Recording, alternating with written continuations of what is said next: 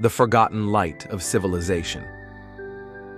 In the dark centuries that followed the fall of Rome, when much of Europe was trapped in superstition and stagnation, another world was quietly igniting a revolution of the mind. Baghdad, Cordoba, Cairo, shining cities filled with scholars, poets, and philosophers who carried the torch of knowledge while the West slept. They called it the Islamic Golden Age, a period between the 8th and 13th centuries when science, philosophy, and art didn't just survive, they flourished. But there's a haunting question historians still wrestle with today. Why did this brilliance fade? Why did a civilization that once led the world in intellectual discovery suddenly retreat from philosophy, the very pursuit that had elevated it to greatness? This isn't just a question about history. It's a question about human nature, about power, belief, and the eternal tension between reason and faith. 1. The birth of a golden age. The story begins in the 8th century, in the heart of the Abbasid Caliphate. The capital, Baghdad, became a crossroads of cultures, Greek, Persian, Indian, all converging under the banner of Islam. The Abbasid caliphs, particularly Al-Mansur and Harun al-Rashid, saw knowledge as divine. They founded Bait al-Hikmah, the House of Wisdom, a vast library and translation center unlike anything the world had seen. Here, scholars translated Aristotle, Plato, and Galen into Arabic. The works of the ancient Greeks, nearly lost to time, were reborn through the pens of Muslim philosophers. But this wasn't mere preservation, it was transformation. Muslim thinkers didn't just translate, they challenged, debated, and expanded on the Greek ideas. A new intellectual current emerged, falsafa, the Arabic term for philosophy. It fused reason with revelation, science with spirituality. And at its core was a burning question. Can faith and reason coexist, or must one destroy the other? 2. The thinkers who changed the world. To understand the height of this golden age, we must meet its greatest minds, the giants who built bridges between civilizations. There was Al-Kindi, the philosopher of the Arabs, who introduced Aristotle to the Islamic world and argued that reason itself was a divine gift. Then, Al-Farabi, who dreamed of a virtuous city where rulers governed not by fear, but by wisdom and philosophy, a vision echoing Plato's Republic. Avicenna, or Ibn Sina, took it even further. At just 16, he mastered medicine, logic, and metaphysics. His magnum opus, the Book of Healing, didn't just influence Islamic thought, it shaped European philosophy for centuries.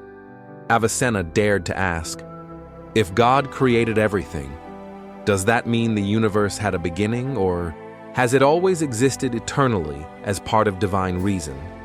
These weren't theological questions, they were philosophical and dangerous. Later came Averroes, or Ibn Rushd, from Muslim Spain. He became Aristotle's greatest commentator, arguing that reason and revelation were not enemies, but two paths to the same truth.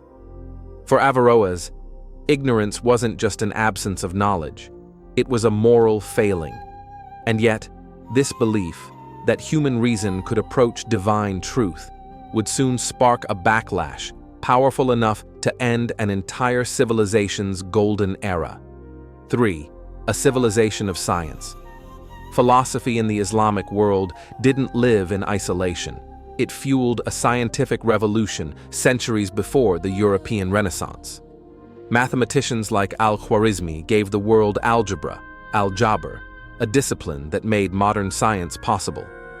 Astronomers refined Ptolemy's models and built observatories in Baghdad and Samarkand. Doctors like Al-Razi and Ibn Sina wrote medical encyclopedias that were used in Europe until the 17th century. And all of this emerged from one principle, that the universe was rational, that God created an ordered cosmos, one that could be studied through logic and reason. To question nature was not to question God. It was to honor him by understanding his creation. It was an age where faith inspired curiosity, not fear.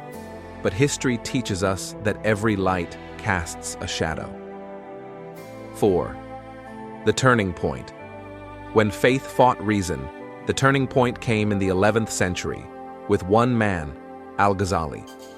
A theologian and mystic, Al-Ghazali had once studied philosophy deeply, but after a spiritual crisis, he turned against it. In his book, The Incoherence of the Philosophers, he accused thinkers like Avicenna and Al-Farabi of leading Muslims away from true faith. Philosophers, he argued, tried to use reason to explain what only revelation could. To him, their theories about eternal creation or the limits of God's will were not just wrong, they were heresy. His critique hit the Islamic world like a thunderclap. Reason, once celebrated as divine, was now seen as dangerous, a path that could lead believers astray. Philosophy began to lose its place. Theologians and jurists rose to power, warning that too much questioning could weaken the faith. It wasn't just an intellectual shift, it was political. Caliphs, once patrons of open debate, began to see philosophy as a threat to religious authority and social order. 5. The fall of Baghdad, the symbolic end. By the 13th century, the House of Wisdom, once the beating heart of the Islamic Golden Age, was destroyed. In 1258, the Mongols invaded Baghdad. For a week, the city burned. The Tigris River reportedly ran black with ink from the countless books thrown into its waters. It was more than the fall of a city. It was the death of an idea. The dream of a world where faith and reason coexisted had drowned in that river. From then on, Islamic thought turned inward. Mysticism, law, and theology dominated. Falsafa, philosophy, became a whisper in the halls of religion. Meanwhile, in Europe, translations of those same Arabic texts, Avicenna, Averroes, Alhazen, were lighting the fuse of the Renaissance. The knowledge that Islam had preserved and perfected now flowed westward, fueling a rebirth that would change the world. The Golden Age had not vanished, it had migrated. 6. Why it faded. So why did this flourishing of philosophy fade? The answer isn't simple. It's a tapestry of religion, politics, and cultural evolution. First, religious orthodoxy hardened. As the Muslim world faced internal divisions and external threats, crusades from the West, Mongol invasions from the East, unity became more important than inquiry. Questioning doctrine was seen as weakness. Second, political instability drained patronage. When rulers stopped funding philosophers and scientists, the intellectual infrastructure collapsed. Third, colonial isolation. As Europe surged ahead with its Renaissance and Enlightenment, much of the Islamic world turned inward, disconnected from the new scientific revolution. But perhaps most profoundly, there was a shift in worldview. Where the early Islamic philosophers saw knowledge as a sacred act, later scholars began to fear that human reason could challenge divine revelation. And once that door closed, philosophy, the very pursuit of questioning, could no longer breathe. 7. The legacy lives on. Yet, the story doesn't end in despair. Because the legacy of the Islamic Golden Age didn't disappear, it transformed. Every time we calculate with algebra, navigate by the stars, or apply rational ethics to moral debates, we echo their brilliance. The works of Avicenna and Averroes became the foundation for Thomas Aquinas, Spinoza, and even Descartes. In a strange twist of fate, the Western philosophical tradition that shaped modernity owes its birth to Muslim thinkers who were later silenced in their own lands. Today, scholars in the Middle East and beyond are rediscovering that lost tradition, reviving the spirit of critical thought, dialogue, and reason that once defined Islamic civilization.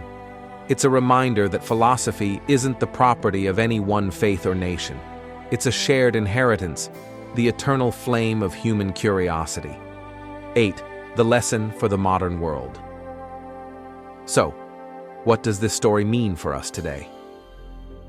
The fall of the Islamic Golden Age wasn't just the decline of a civilization.